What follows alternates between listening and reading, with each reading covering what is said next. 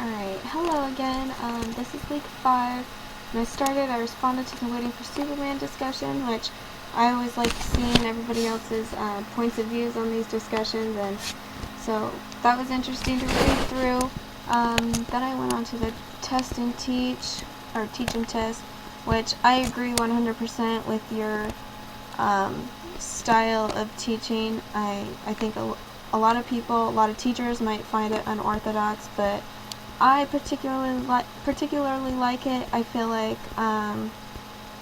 where's mine? I feel like, even starting in elementary school, we always learned how to take tests and we weren't ever taught how to actually learn. And so that kind of really just a disadvantage, because now that I'm in college, I take classes that are prereqs for other classes, and if you're just constantly memorizing the information, then you're not truly learning anything, therefore you're not able to use that information that you're learning. And so that I've always been a memorization kind of person until I did have a professor at ASU who kind of broke me of that. She told us that, if we truly learn what's the material, we shouldn't have to worry about a study guide, we shouldn't have to worry about what's on the test, because we know it. And that she made a great point, and that I hated it when I was in the class at the time, but I was able to kind of use that and start applying that to some of my other classes, and it made it much easier, especially when it came to the final, because you didn't have to memorize everything for the test, purge it all, and then rememorize it all for the final.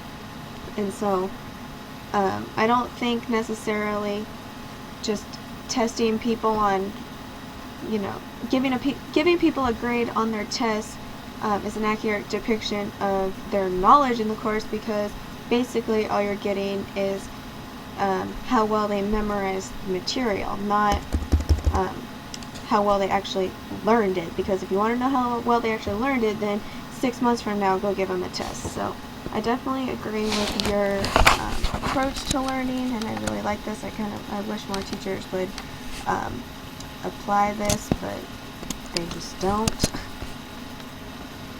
Let's see, as for the NEAT resource, as with all of them so far, I had never heard of these before, which is kind of funny considering they're everywhere, and they're things that we encounter every day, and I didn't even realize it. But what I thought, which I read a couple people right here, let's see, one and Mandy also talked about MRIs, and how MRIs are in a room that's in a Faraday cage so that the machines don't get confused or interrupted by other electrical currents, which I thought was really interesting, especially since I want to go into the medical field. And so that kind of really was a personal connection for me there.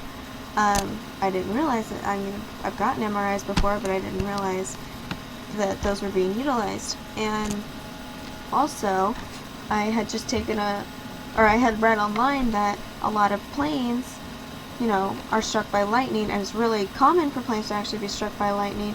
And the reason that the passengers don't feel it and don't notice, and the plane's not affected, is because the aluminum on the plane actually creates a Faraday cage, which it was interesting because I just recently came back from a trip to New York, and we flew through a storm that had some lightning, and thankfully the plane was a big Faraday cage, or else that could have been bad. And so I thought that was really interesting, and something we could all kind of relate to, since I'm sure everyone has been on a plane.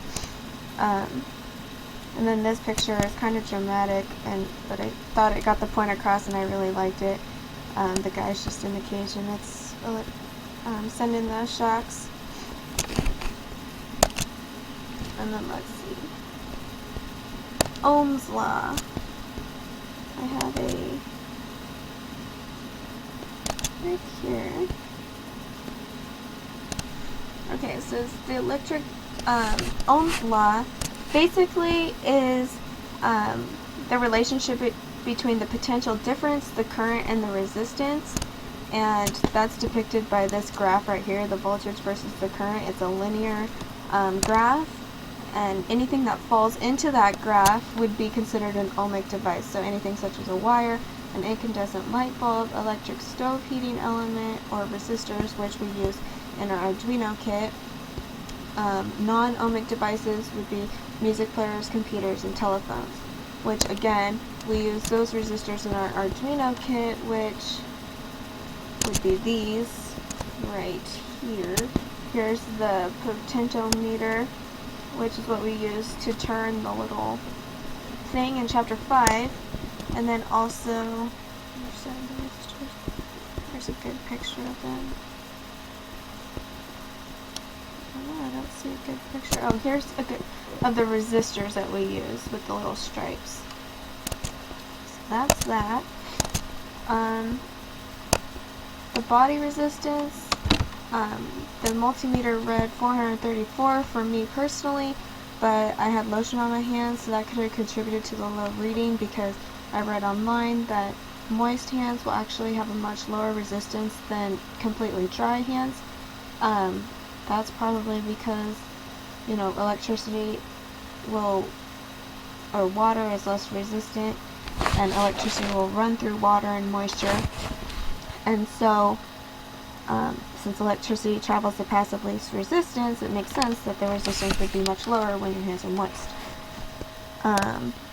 The lethal amperage is between 0.1 amps and 0.3, which is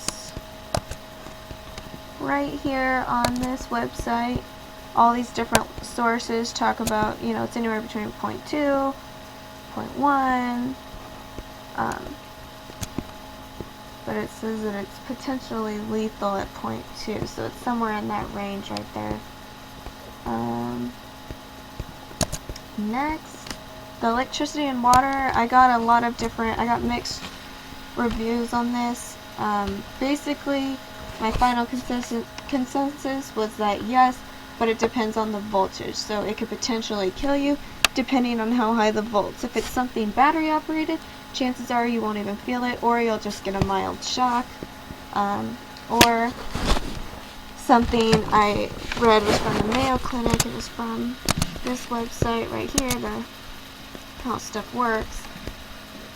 It said that electrical shocks can cause skin burns, muscle pain, seizures, respiratory failure, and heart attacks, which I guess heart attacks could be potentially fatal. So it just depends, I guess, as I said, on how high the voltage actually is, whether or not it will kill you. However, you could be potentially injured, that's for sure. And then the serial versus parallel behavior. Serial resistors, they all combine to make a larger resistance, and then the parallel resistors are converted into fractions and they combine, so they have a lower resistance. So here's a picture right here of the series and right here of the parallel, which right here, let's see, here's a picture of the series. They're all added up, and then the parallel right here are the fractions. And then let's see, in our house is mostly wired in parallel.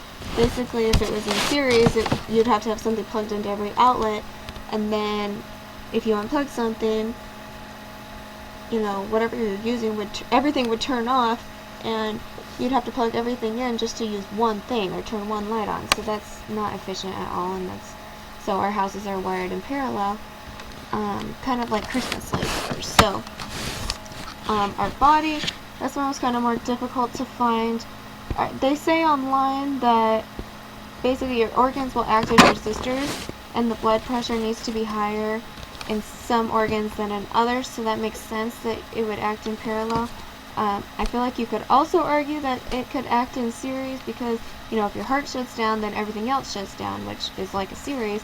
But vice versa, you know, if one kidney shuts down, your whole body is not going to shut down. So that one doesn't really hold too much water, but I feel like you could argue them both, but definitely in parallel, because your organs, different blood pressure is needed for your organs to function properly. Also, Christmas lights, again, I feel the old Christmas lights that are the really big bulbs, and you unscrew them and the whole strand doesn't go out, those would have acted in parallel. the new ones, or they're not really new, but the ones that came after that, if you unplug one thing, the whole strand goes out, so you have to find like which one light isn't working.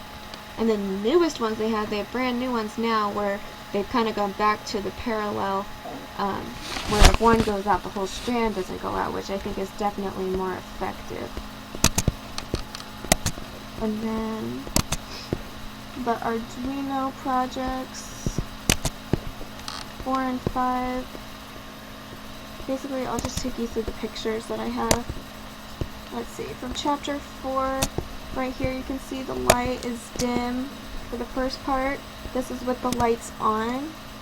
Then we turned the lights on. Oh wait, sorry, this was the lights off. Then we turned the lights on. Sorry, that was the lights on. This is the lights off. And then we used a flashlight, and you can see how it's getting kind of brighter. We used a flashlight for, it's kind of hard to separate them. And then for the second part, we, right here you can see how it's bright again. And then for the second part, this was a little project that we had to do, so we put like a cup and also tissue paper, but I don't have a picture of that one, over it. And that kind of amplifies the light a little bit, which was the little scissor and glue part of that project. And then the chapter 5 pictures, here's the setup for it. I couldn't get a picture of it moving, obviously, but here's a little switch you use to control it, and finally got that one to work. And let's see. Looks like that's it.